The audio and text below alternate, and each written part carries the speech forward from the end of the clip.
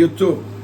Así es que bienvenidos a todos. Shalom, hermana Nancy, hermano Felipe, bendiciones. Bendiciones. ¿Quién más está por ahí?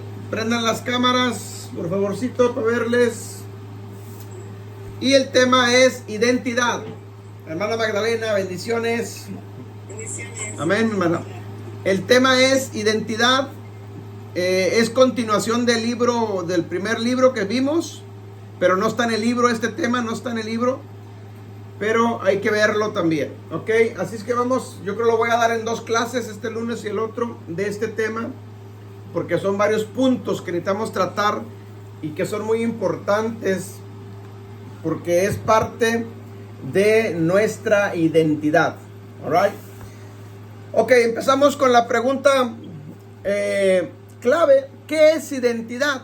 Porque hemos estado hablando de identidad, pero ¿qué es identidad? Yo creo que sería una buena pregunta. Y si alguien tiene una idea, ¿qué es identidad? ¿A dónde pertenezco? ¿De quién soy? ¿Quiénes son mis raíces? Ok. ¿Quién es mi background? ¿Sí?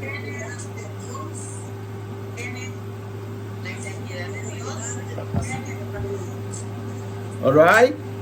Bueno, yo creo que en general todos tenemos la idea de lo que es nuestra identidad, ¿ok?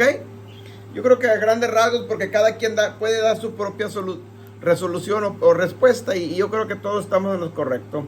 Es el conjunto de rasgos o características de una persona o cosa que la distingue de las demás. Esa es identidad, ¿ok? Entonces la pregunta que sigue, que quiero hacer a manera de reflexión, es: ¿somos o no somos el pueblo de Adonai? ¿Somos o no somos el pueblo de Adonai? ¿Ok?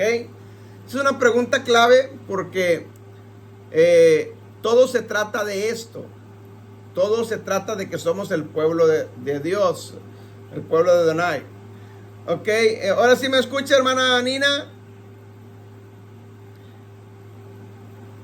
No, todavía no escucha. Ok. Bueno, cuando esté lista, mi hermana Nina, y nos escuche, conecte el audio. Nomás, píquele el microfonito y se conecta el audio. Ok.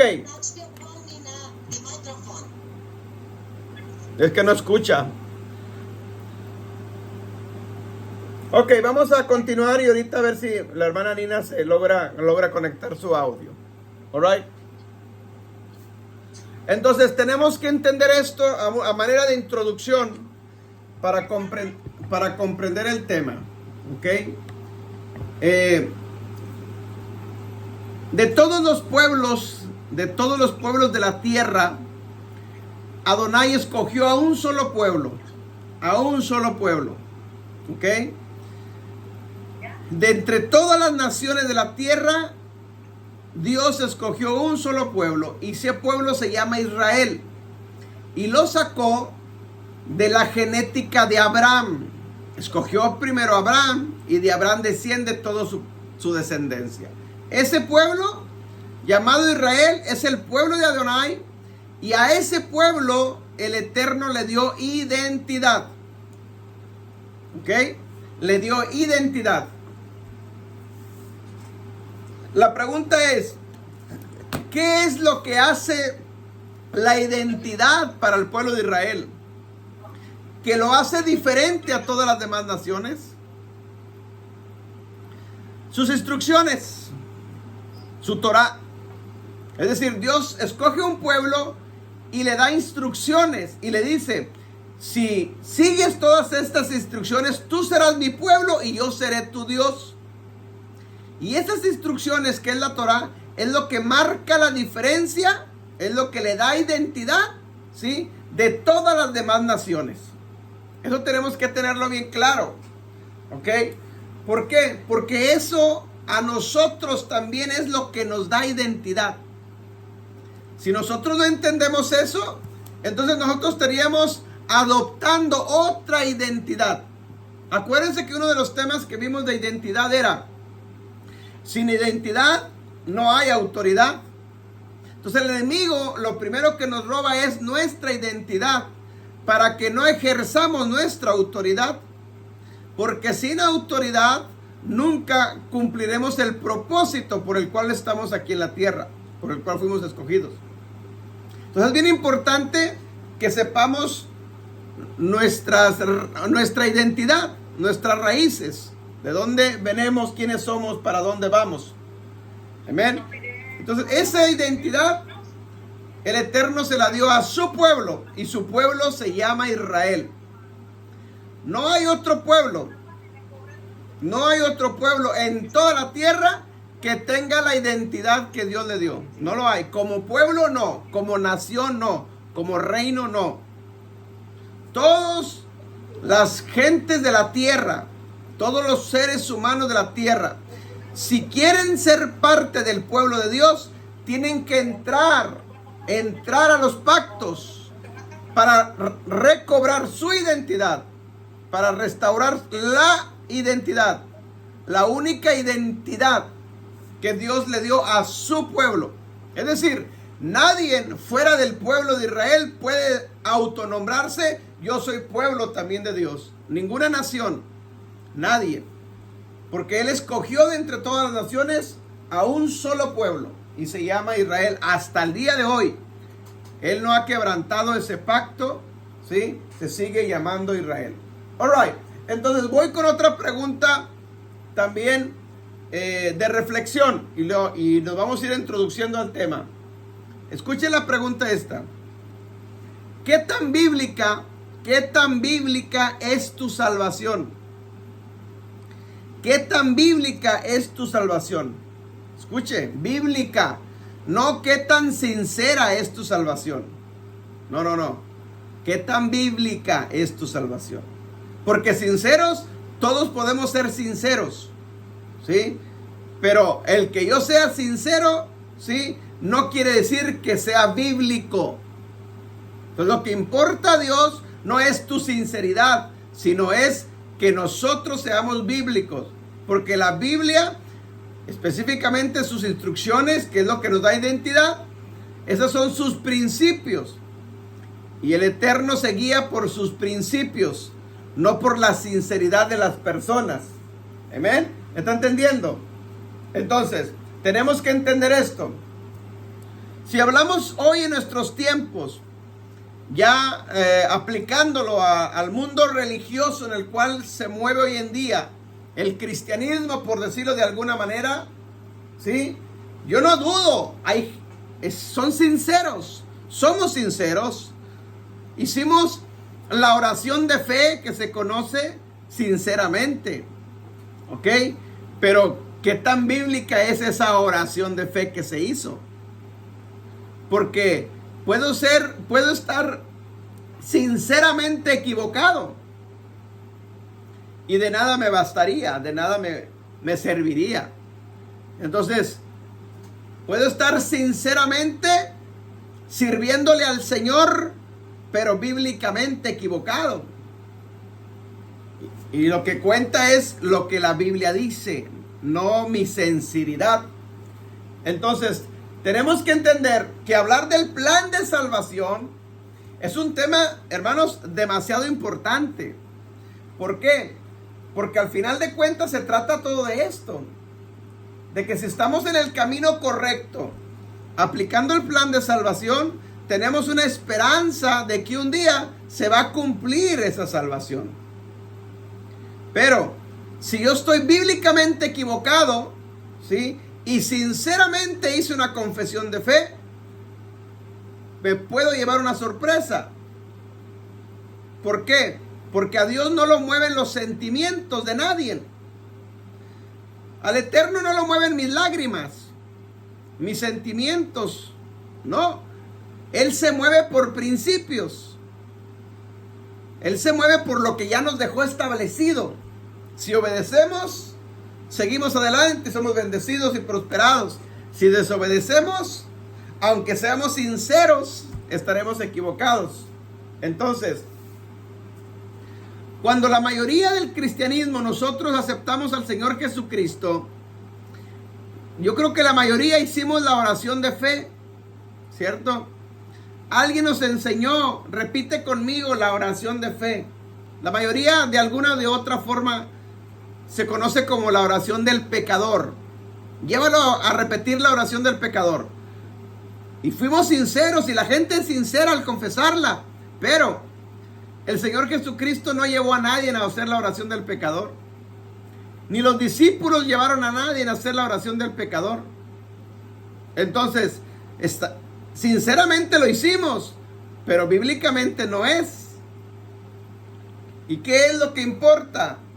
Es lo que la instrucción dice, lo que la Biblia dice. Amén. Y yo no encuentro en la Biblia que Yeshua haya usado la oración del pecador, ni los apóstoles usaron la oración del pecador. Amén. Eso es algo nuevo de nuestros siglos modernos. ¿Sí? El cristianismo, a alguien se le ocurrió hacer eso y lo hemos usado como una fórmula de salvación, como una herramienta de evangelización. Ahora, quizá sirva, claro que sí. Yo no digo que no. Escuche, no estoy diciendo que sea malo. Estoy diciendo que no es bíblica, nada más. Amén. No estoy diciendo que sea malo. Estoy diciendo que no está en la Biblia. Nada más. ¿Por qué digo esto y recalco esto? Porque esto es lo que nos lleva a restaurar nuestra identidad. Si lo hago correctamente, si lo hago bíblicamente o si lo hago incorrectamente, me mantendré sin mi identidad. ¿Amén? Entonces, si a alguien le funciona como una herramienta de evangelización, es correcto, está bien, hazlo, pero no lo es todo. No lo es todo. No con el simple hecho de que una persona repita la oración del pecador y diga, inscribe mi nombre en el libro de la vida, y ya la hiciste. No. Eso no es bíblico. Eso no es un principio de salvación. Ahora, si lo hace alguien, pues hazlo, está bien. Pero es el principio de algo que tú tienes que llevar a cabo con esa persona. No lo es todo. Porque si yo me quedo en eso, imagínese esto, y pongo un ejemplo. Estamos en una campaña evangelística y viene un borrachote ahí. Y el evangelista pasen los que quieran ser salvos. Y pasa ese borrachote y hace la oración del pecador y dice, ya soy salvo. Y él se va, porque nomás iba de pasada. Ya nadie le habló, ya nadie le instruyó, ya nadie le discipuló, ya nadie le guió. Y él se va creyendo que ya es salvo. Y sigue en su tomadera. Y el día de mañana está en la cantina echándole. Pero él sigue creyendo que es salvo. Porque no hubo un seguimiento a esa persona. Entonces, por eso digo que bíblicamente no es lo correcto. Y tampoco lo es todo. Lo podemos hacer, sí, si quieres hazlo. Pero no lo es todo. Hay que darle seguimiento a esta persona. Vamos a leer unas citas bíblicas para ir dando margen a esto. Romanos 10:17. Romanos 10:17. Y que alguien me ayude a leerlo, por favor.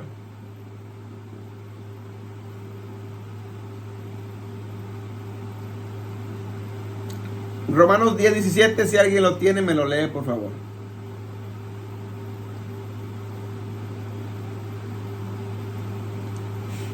Romanos 10:17. Sí. Así que la fe es por el oír y el oír por la palabra de Dios. Ok, es un texto muy conocido, pero si lo analizamos un poquito profundo, dice, la fe es por el oír. ¿Por qué viene la fe a nosotros? Por el oír. ¿Y oír qué? La palabra del Eterno. Primero, si cuando Pablo está escribiéndole a Romanos no existía el Nuevo Testamento, ¿a qué palabra se refería? A la única que existían, que era la Torá o el Tanakh. Entonces, mi fe viene por el oír el Tanakh o la Torá. Si no he escuchado antes la Torá, entonces ¿cómo se activa mi fe? Entonces, Si regresamos al ejemplo de la oración del pecador, de este borrachote, estoy poniendo un ejemplo nada más. Él iba de pasada en esa campaña, ni oyó la palabra de Dios, pero él pasó al frente y hizo la oración del pecador, ¿sí? Pero él se va con la creencia de que ya es salvo. Pero ¿cómo va a ser salvo si no tiene fe? ¿Y por qué no tiene fe? Porque no escuchó la palabra del Eterno. Porque la fe viene por el oír la palabra del Eterno. Nadie que no escuche la palabra puede decir entonces que él es, que él es salvo por fe.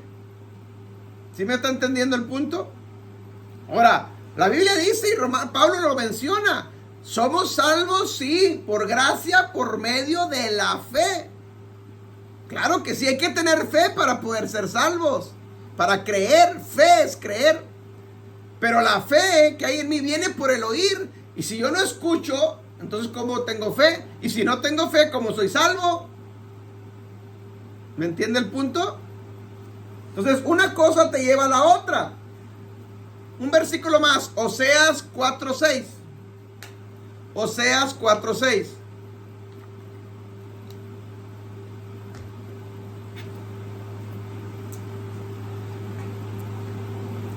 Y esto es lo que está pasando hoy en día en general dentro del mundo religioso. Todo el mundo pregona que es salvo por fe, pero ni siquiera saben qué es fe, ni por qué viene la fe. Amén. Oseas 4:6. Oseas 4:6. Fue destruido porque le faltó conocimiento. Por cuanto desechaste el conocimiento, yo te echaré del sacerdocio, y porque olvidaste la ley de tu Dios, también yo me olvidaré de tus hijos. Amén. Ok, aquí hay varios puntos bien importantes. Si lo conectamos, Oseas 4:6, con Romanos 10:17 que acabamos de leer, si hacemos la conexión, la fe viene por el oír la palabra. ¿Cuál palabra? La Torá. Porque el Nuevo Testamento no existía. ¿Ok? Entonces, dice, mi pueblo fue destruido porque le faltó conocimiento. Le faltó conocimiento. Pero la pregunta es, ¿qué tipo de conocimiento fue el que le faltó al pueblo de Adonai que lo llevó a la destrucción? Y ahí mismo el texto dice, por cuanto desechaste el conocimiento. Es decir, el pueblo eligió desecharlo. En otras palabras, los seres humanos, el Eterno nos da a nosotros el libre albedrío de aceptar el conocimiento de su palabra o rechazar el conocimiento de su palabra. Somos libres, pero las consecuencias no nos las quita nadie. Porque aquí dice, por cuanto desechaste el conocimiento, yo te echaré del sacerdocio, y por cuanto te olvidaste de la ley de Dios. ¿A qué tipo de conocimiento se refería? A la ley de Dios, a la Torá. Amén. Entonces, por cuanto desechaste el conocimiento de la Torá, yo te voy a echar del sacerdocio. Por cuanto tú te olvidaste de mi ley, de mi Torá, dice Adonai, yo me voy a olvidar de tus hijos. Amén. Son consecuencias que se están pagando hasta el día de hoy. Porque en un tiempo atrás desechamos con nuestras acciones sus mandamientos, sus leyes, sus instrucciones, su Torah. Amén. Entonces es importante que entendamos esto para regresar a la Torah. ¿Por qué tenemos que regresar a la Torah? Porque la Torah, el obedecer su Torah, es lo que nos da identidad. Y la identidad es lo que el Eterno, cuando venga por su pueblo, Él va a levantar a su pueblo que tenga su identidad. Si alguien no tiene la identidad de su pueblo, no es su pueblo. Porque la identidad es lo que nos identifica como su pueblo. ¿Me está entendiendo? Entonces, es bien importante que regresemos a los mandamientos, que obedezcamos sus leyes, su Torah, que entendamos que su Torah está vigente y que necesitamos seguir las instrucciones porque eso nos da identidad. Amén. Si no hacemos esto, no hemos restaurado nuestra identidad. Somos advenedizos, dice Pablo, extranjeros. Amén. Ahora, apliquemos esto poquito que hemos visto con hoy en nuestros tiempos, con la mayoría del cristianismo en general, para irlo aplicando e ir entendiendo esto que le estoy diciendo. Si un cristiano cualquiera, de cualquier denominación o de cualquier parte del mundo, dice, no, y es que yo acepté al Señor Jesucristo como mi Salvador, y eso es mi identidad. Escuche bien, porque esto que le voy a decir a lo mejor está fuerte, a lo mejor está grueso, pero es real. Si un cristiano dice, yo ya tengo al Señor Jesucristo como mi Salvador, porque yo ya lo acepté, porque yo soy cristiano, porque voy a los servicios, los domingos, entre semana, oro, ayuno, esa es mi identidad, pero no guarda Torah, no guarda mandamientos, bíblicamente, ese cristiano, aunque sea sincero y aceptó al Señor Jesucristo sinceramente, pero bíblicamente está en pecado. ¿Por qué? ¿Qué es pecado? Infracciona su Torah. Entonces, sinceramente le aceptó a Cristo, pero bíblicamente está en pecado. Y los pecadores, dice la Biblia, que no heredarán el reino de los cielos. Y tenemos una prueba. Vamos a leerlo. Mateo 7, 21 al 23. Mateo 7, 21 al 23.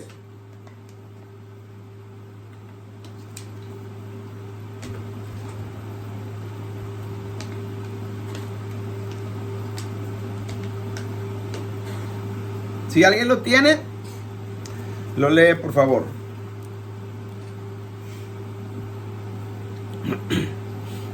Mateo 7, 21 al 23. Ok, Mateo 7, Amén. 21 al 23. No todo el que me dice Señor, Señor, entrará en el reino de los cielos, sino el que hace la voluntad de mi Padre que está Ok, en los cielos. vámonos por partes. Mire lo que el Señor Jesucristo está diciendo. No todo el que me dice Señor, Señor, entrará en el reino de los cielos, sino el que hace la voluntad de mi Padre. Aquí está un problema, porque la mayoría no saben cuál es la voluntad del Padre. Porque mientras no restaures tu identidad, nunca sabrás cuál es la voluntad del Padre. Amén. Y la voluntad del Padre la plasmó en la Torah.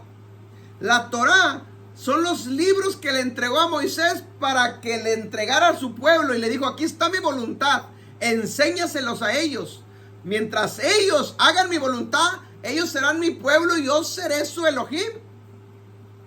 Esta es mi voluntad. Tienen que hacer esto y esto no tienen que hacer. Esa es mi voluntad. La voluntad del Padre está plasmada en la Torah. Por eso el Señor Jesucristo dice en el versículo 21, no todo el que me dice Señor, Señor, heredará el reino de los cielos, sino el que hace la voluntad de mi Padre. El hacer la voluntad del Padre es conocerla y es conocer su Torah y obedecerla. Y en el versículo 23 lo ratifica. Leamos el siguiente versículo, hermano, 22. 22. Muchos me dirán en aquel día, Señor, Señor, ¿no profetizamos en tu nombre, y en tu nombre echamos fuera demonios, y en tu nombre hicimos muchos milagros? Amén. Escuche. 23. El 22, está bien. Ahorita entramos al 23. Dice, Señor, estos cristianos de aquí del versículo 22 estaban haciendo, escúcheme muy bien, estaban haciendo parte de la voluntad de Dios. Parte. Estaban echando fuera demonios. Estaban sanando enfermos.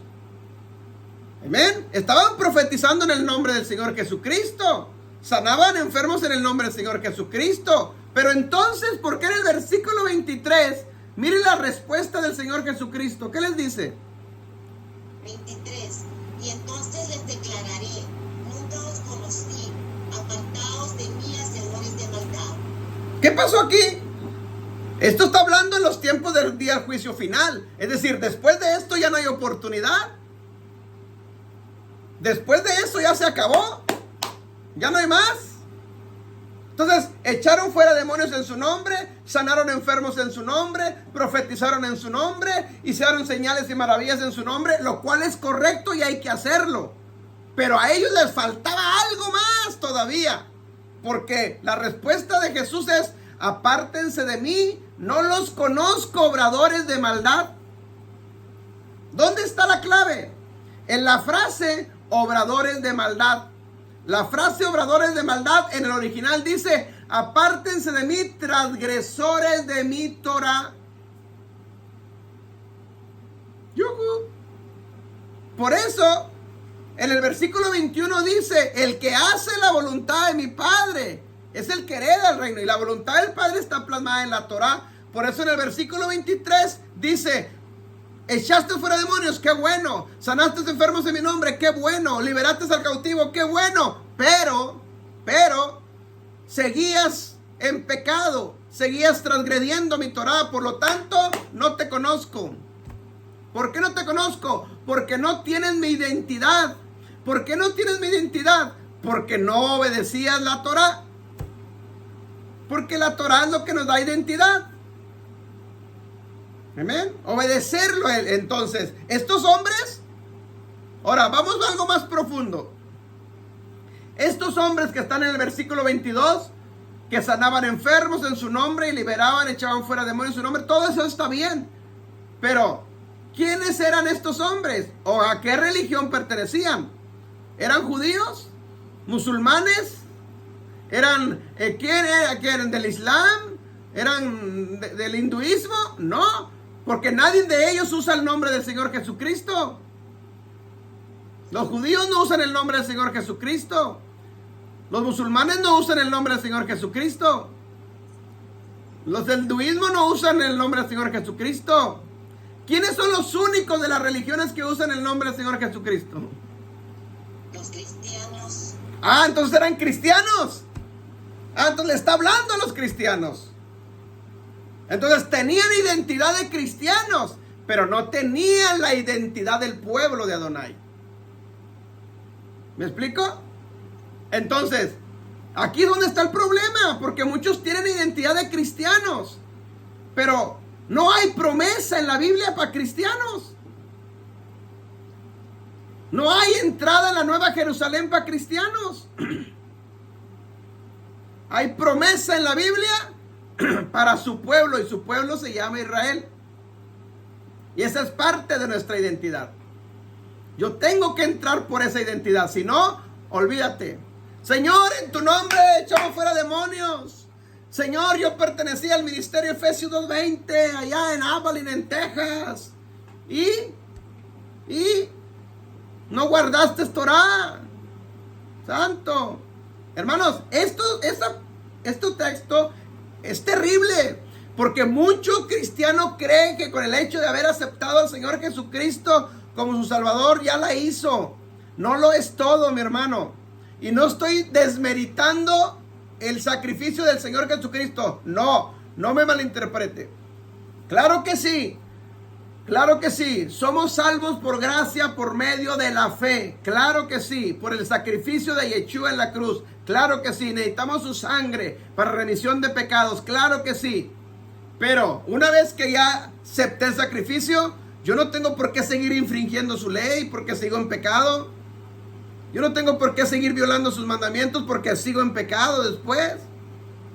¿Me explico? O sea, ya lo acepté, sí, pero ¿qué sigue? Guardar los mandamientos. Tenemos otra prueba en los evangelios. ¿Se acuerdan de la historia del joven rico y el Señor Jesucristo? Sí. ¿Cuál era la pregunta que el joven rico le hizo al Señor Jesucristo? Es una pregunta clave y fundamental que nosotros la debemos de hacer. ¿Qué tenía que hacer para entrar al reino de los cielos? ¿Qué tengo que hacer para entrar al reino? O sea, esa pregunta es clave. Todos la queremos. ¿Qué tengo que hacer para heredar el reino de los cielos? Ahora, La respuesta del maestro es clave y contundente también. El problema es que nos la enseñaron torcida. ¿Cuál es la respuesta? Guardar los mandamientos. Guarda los mandamientos. Sencillo. ¿Qué tengo que hacer para heredar la vida eterna? Dice, ve y guarda los mandamientos.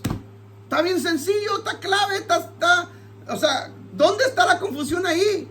Que cuando nos lo enseñaron ese texto, nos quitaron guarda mandamientos y nos dijeron nada más la historia de que ve y vende las propiedades que tengas. Y nos la torcieron. Miren, los ricos, no, es muy difícil que los ricos entren al reino. No, el tema no se trata de riquezas. Se trata de quién va a heredar la vida eterna y cómo y qué tengo que hacer. Amén. Entonces, sí hay que aceptar al Señor, sí, pero hay que guardar mandamientos. Santiago lo dice también. La fe sin obras es muerta. Y no hay obras ante los ojos de Adonai si no guarda la Torah. Amén. Aleluya. Todo recae a la Torah, mi hermano. Entonces, hermanos, tenemos que entender que esto es parte de nuestra identidad. Si no es así, estaremos, hermanos, engañados. Y al final nos podemos llevar una sorpresa. Yuhu. Esto, hermanos, no es cualquier cosa. Yo no sé a quién le estoy enseñando y predicando hoy, pero yo sé que esto a alguien le va a servir. Compartan este estudio los que están en las redes sociales. Y después de usted que termine el Zoom, compártalo. Porque a alguien le va a ayudar. Amén. Yo le estoy enseñando cosas que yo también creía de esa manera. Pero cuando yo entendí, todo esto cambió. Cuando el Espíritu Santo me empezó a revelar esto, dije, wow. Gracias porque me has escogido, porque me revelaste estos misterios, si no, ¿dónde estuviera? Entonces, seguimos. Estamos hablando de parte de identidad. En otras palabras, podríamos decir entonces, la Biblia nos enseña de un camino angosto y un camino ancho, ¿cierto? Una historia que la hemos conocido, está Mateo 7, 13 y 14. Mateo 7, 13 y 14. De la puerta estrecha. Lucas 13 también. Sí. Yo lo estaba leyendo. Amén. Leámoslo. Mateo 7, 13 y 14. Si alguien lo tiene.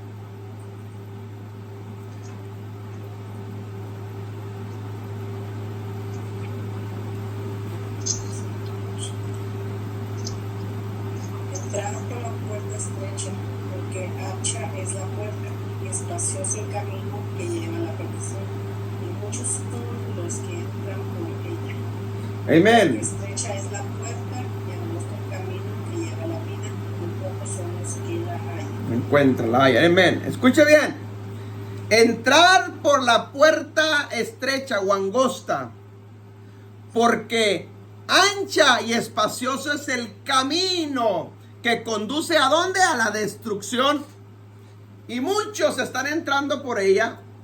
Hermanos, camino, ahí se refiere, cuando nosotros vemos la palabra camino en las escrituras, en otros temas, en otro pasaje, no en este, siempre, normalmente camino se refiere a la Torah. Normalmente. Lámpara es a mis pies tu camino y lumbrera mi camino. O sea, siempre que habla de caminos, te lleva a la Torah. ¿Sí? Cuando habla que la senda, parados en las sendas antiguas y preguntar por el camino. ¿Sí? O sea, todo eso, preguntar por... Ok. Entrad por la puerta angosta. Por la puerta angosta. Escuche, hay una puerta angosta donde tenemos que entrar. No por la puerta ancha. Porque la puerta ancha es parte del camino ancho, espacioso. El camino espacioso, grande. Y muchos son los que están caminando ahí. Dice, pero es camino de perdición. Y luego versículo 14 dice, pero estrecha es la puerta y angosto es el camino que conduce a la vida eterna. Entonces está hablando de dos caminos aquí. Un camino ancho y un camino angosto. Dos puertas, una puerta ancha y una puerta angosta. Amén. Ahora, piense esto que le voy a decir, piénselo esto. ubíquese usted 10 años atrás, 5 años atrás, 5 años atrás, y aplique este texto. ¿Quiénes eran los que estaban entrando por la puerta angosta y quiénes eran los de la puerta ancha? Piense, retroceda en el tiempo. 5, 10 años atrás. Para nosotros atrás, ¿quiénes eran los que estaban en la puerta angosta y quiénes eran en la puerta ancha? Los cristianos en la ancha y pues algunos de raíces hebreas en la puerta angosta, porque no todos los de raíces hebreas tampoco. Bueno, pero exacto, pero eso sería hoy. Pero usted hace 5 años, 10 años todavía no estaba en raíces hebreas. O los que no estaban, pues. Amén. Cuando estaba en el cristianismo y nos enseñaban este texto, la puerta angosta era el cristianismo, el cristiano, y la puerta ancha eran los del mundo. ¿Cierto? Sí, sí. Así lo aplicábamos. Pero ahora, agarra este texto y aplícalo hoy, en este momento presente. ¿Quiénes son los de la puerta angosta y quiénes son los de la puerta ancha? Los que guardan Torah y la practican, y los cristianos son los que van por la puerta ancha. Amén. Porque dice, muchos son los que están entrando por esa puerta. Claro, hoy todo el mundo es cristiano. Pregúntale al de la calle y todo el mundo es cristiano. Pregúntale al de la calle, ¿crees? Sí, yo creo en el Señor Jesucristo. ¿Eres salvo? Sí, todo el mundo es salvo. Todo el mundo, y no se diga aquí en Estados Unidos. Amén. Pero guarda los mandamientos. No, eso era para los judíos. Entonces estás en el camino ancho, no estás en el camino angosto. ¿Me está entendiendo? Ahora hay iglesias para pecadores, iglesias evangélicas. Amén. Entonces, los tiempos han cambiado. Entonces, los que están obedeciendo Torah son los que estamos en la puerta angosta, en el camino angosto. Porque somos de los que estamos en la voluntad del Padre. ¿Sí? Porque somos los que estamos restaurando nuestra identidad. Los que estamos entrando. Y muchos estaban en el camino espacioso. Porque sí, están reprendiendo en su nombre, sanando enfermos en su nombre, profetizando en su nombre, pero no están en la voluntad del Padre. No están guardando mandamientos. Apartados de mí, transgresores de mi Torah, no los conozco. Amén. ¿Sí me entiende el punto? Entonces, los tiempos cambian, los tiempos avanzan, y hoy nos damos cuenta que este mismo texto que lo aplicábamos antes, hoy lo tiene otra aplicación. Porque la palabra de Dios es viva, está viva. Amén. Entonces, seguimos. Una de las formas, o mejor dicho, una de las principales formas, porque nos habla muchas, de el Eterno referirse a su pueblo Israel es llamarles ovejas. Escuche bien esto.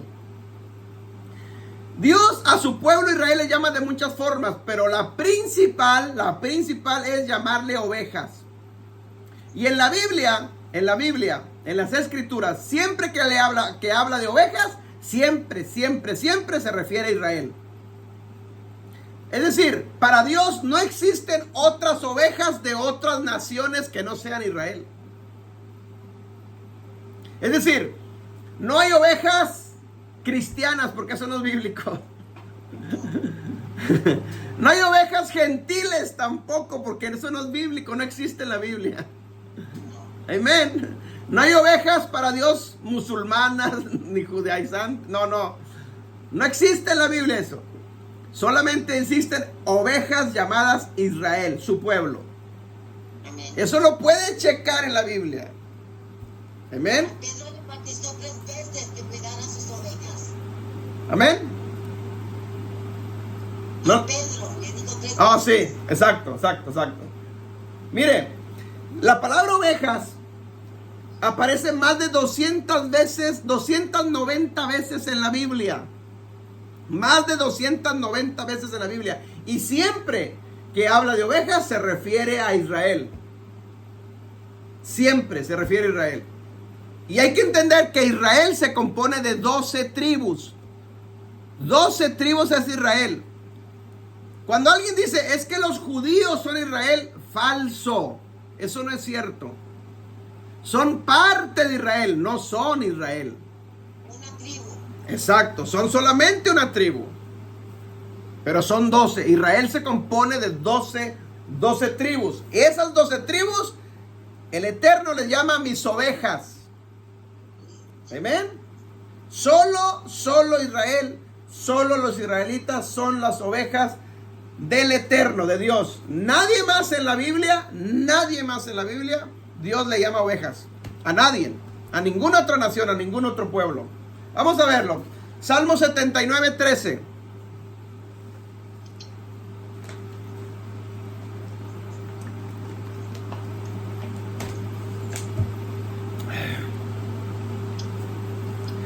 A ver, déjeme doy para leerlo rapidito. Hermana Ada, Salmo 79, 13. Hermano Jaime, Salmo 95, 7. Hermana Magdalena, Salmo 100, versículo 3.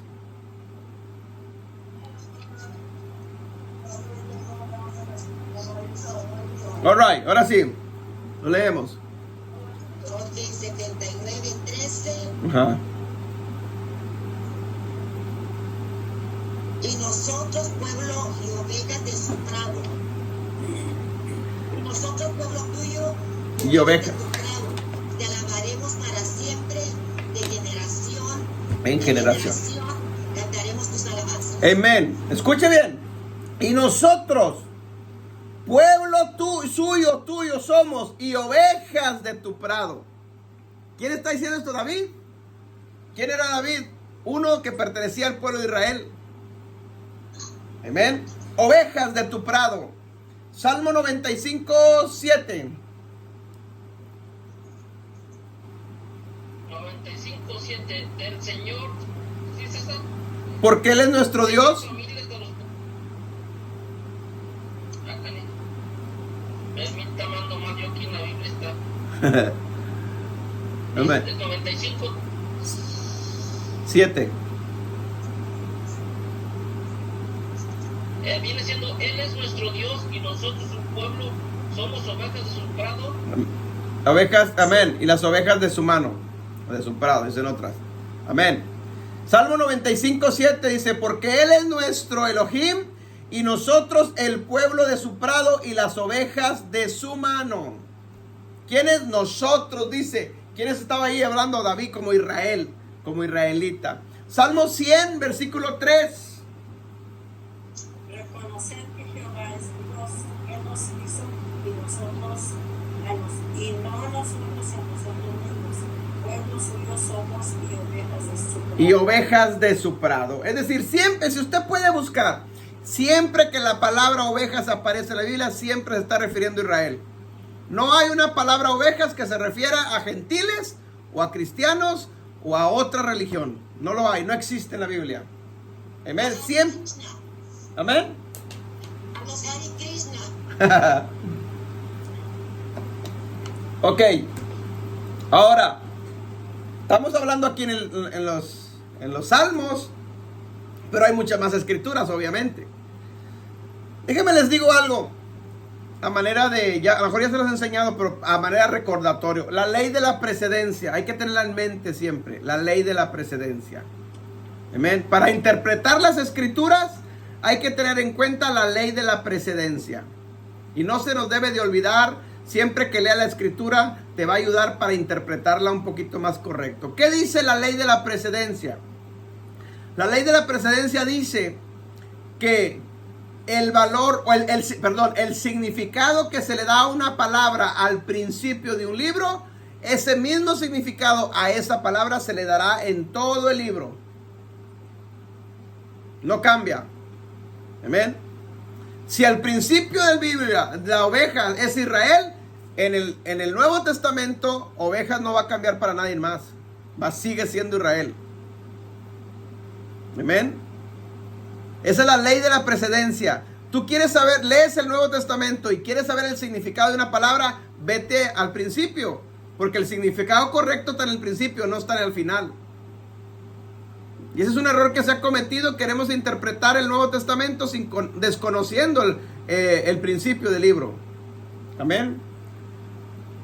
Entonces, la primera vez que se menciona la palabra oveja en la Biblia está en Génesis 4:2. Génesis 4:2.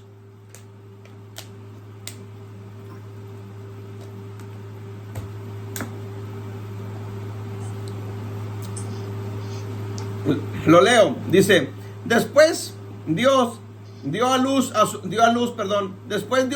hermano Abel, y Abel fue pastor de ovejas, y Caín fue labrador de la tierra. Aquí se está refiriendo a unas ovejas, obviamente físicas, animales, ¿sí? Pero de la descendencia de Abel viene todo lo que se refiere a ovejas, no de Caín. Amén. Porque la línea sanguínea desde Adán viene a través de Abel, no de Caín. Amén. Ahora, ¿cómo corroboramos esto? Más adelante, Génesis 46, 33 al 34. Génesis 46, 33 al 34. Ya ahora los tiempos cuando Jacob con sus 12 hijos entraron a Egipto. Ya José está en Egipto como gobernador, ¿sí? Por acá más o menos para que nos ubiquemos en la historia. Antes de llegar ahí, pastor.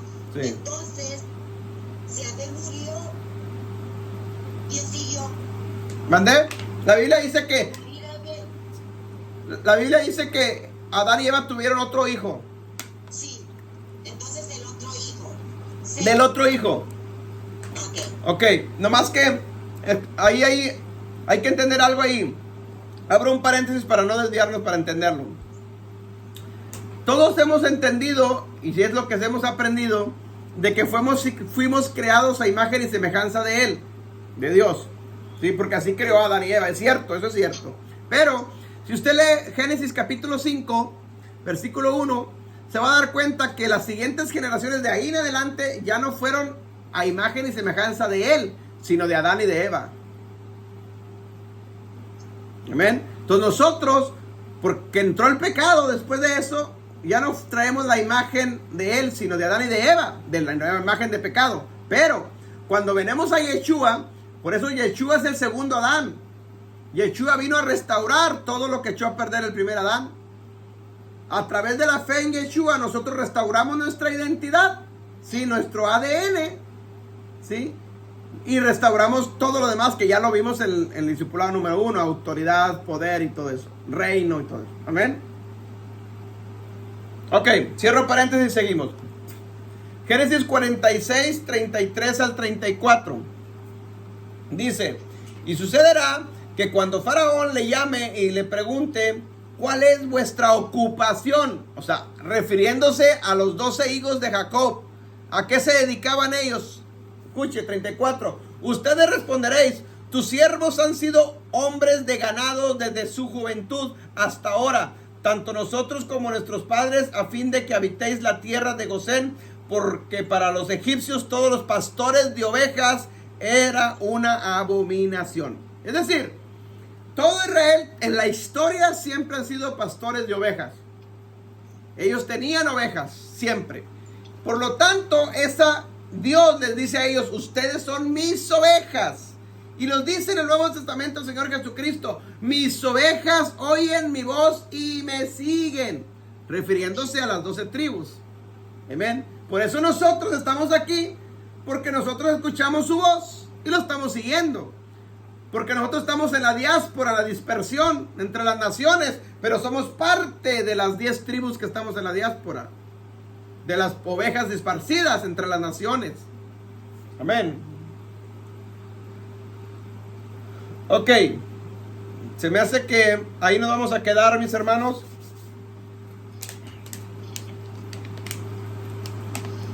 Preguntas, dudas, comentarios. Entonces, pastor, Sí. ahora que ya no puedo decirle a la gente que acepte a Jesús, porque lógicamente sé que no es suficiente. Ahora, ¿cómo voy a invitar a la gente a venir al Señor? No, sí, eso no cambia. La puerta es el Señor Jesucristo. La puerta es el Señor Jesucristo. Hay que decirles que acepten. Claro, eso no cambia, eso sigue igual. Pero no quedarnos ahí, sino hay que continuar. Hay que continuar. ¿Qué se continúa? Por eso nosotros estamos aprendiendo Torah para poderles enseñar a ellos Torah. ¿Dónde está el ejemplo de esto? Hechos capítulo 15. Ahí están los primeros gentiles que se convirtieron, los primerititos. Ahí Pablo, los apóstoles lo enseñan, ¿sí? Dice, enséñeles primero estos 4 mandamientos, 5 mandamientos en total, ¿sí? Y luego dice, y después invítenlos todos los Shabbat, porque ahí van a seguir aprendiendo Torah. Amén. Pero obviamente la puerta es el Señor Jesucristo. Sigue, eso no cambia, sigue igual. Aceptar al Señor Jesucristo para nuestra salvación, pero a explicarle que no es todo. El problema está que dentro del cristianismo se cometía ese error. Ya aceptaste al Señor Jesucristo, ya lo hiciste. ¡Pum! No. Sigue. ¿Qué sigue? Tengo que guardar mandamientos. Y eso nunca se nos enseñó en el cristianismo. Nos dejaron a mitad la salvación. Amén. Alright, ¿alguien más, mis hermanos?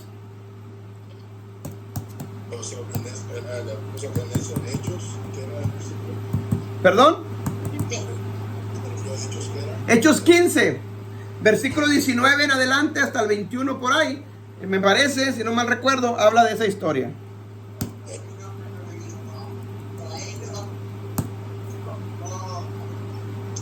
Pero yo recuerdo, pastor, que por lo menos a mí, Ajá. en el cristianismo me enseñaron que si guardo los primeros 2 mandamientos, automáticamente Ya la hice. los cumplo todos. Pero no me enfatizaron en el Shabbat. O sea, todo está bien, pero quitaron el Shabbat. Exacto. Sí, o sea, lo resumieron todos los mandamientos en 10 y luego lo de 10 en 2. Con que guardes 2 ya la hiciste. Ah, entonces ya no tengo que honrar a mi padre y a mi madre.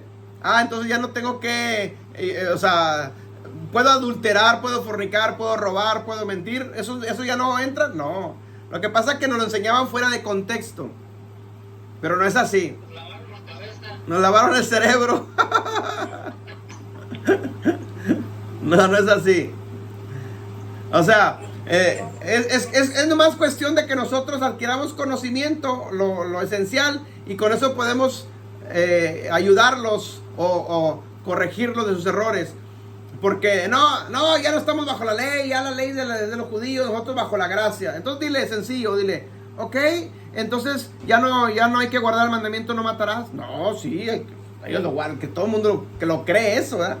Entonces ya no hay el guardamiento de no robar. No, pues sí, lo guardas.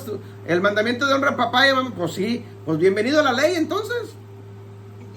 Bienvenido a la ley porque lo estás guardando. ¿Cuál es el problema?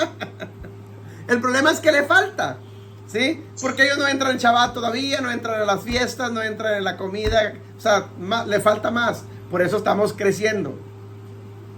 Y aceptarlo sobre todo en nuestra mente, aceptarlo, voltear ese chip de negativo, de que ya no existe, de que ya no, la ley ya no, a decir, no, la ley está vigente, pero con su aclaración. Hay que aclarar. Obviamente hay mandamientos que no están vigentes. Todos los mandamientos que están en la Torah referentes al templo, ninguno está vigente ahorita, ninguno, porque no hay templo. Y de los 613 mandamientos aproximadamente que tiene la Torah, de los 613, casi la mitad están referentes al templo. Y aparte de esa otra mitad, no todos me tocan a mí ni a ti. Porque esa es la otra. No, es que Jesús cumplió la ley por mí porque nadie podía cumplirla. ¿Dónde dice eso? Amén. No, Jesús no guardó tampoco toda la ley. Él no guardó toda la Torah. Jesús no guardó las leyes de las mujeres porque él no era mujer. Exacto, eso iba a decir. Jesús no guardó las leyes de los reyes porque él no era rey. Todavía no. Amén. Jesús no guardó los mandamientos de los sacerdotes porque él no era sacerdote. Él no era levita. Él es de la tribu de Judá. Jesús no guardó los mandamientos o las leyes de los agricultores, de los ganaderos, de los comerciantes. No, porque él no era eso. Amén. Él guardó las que le tocaban a él nada más. Como tú y yo, igual. Yo no tengo por qué guardar los levitas si no soy levita. No se va a purificar cada mes, pastor. No. Entonces, solamente lo que nos tocan es lo que tenemos que guardar. Y eso es lo que no sabe la gente y por eso se asusta. No, nadie puede guardar la ley. Si ya la estás guardando la mitad, la mayoría la estás guardando ya. Nomás que no saben. Amén. Ok, ¿alguien más, mis hermanos?